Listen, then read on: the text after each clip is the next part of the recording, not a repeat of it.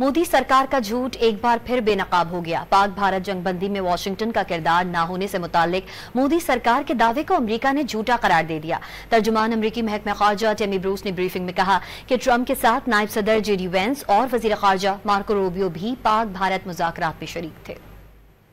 Donald Trump is here to help make that easier and to help use this to make things clear.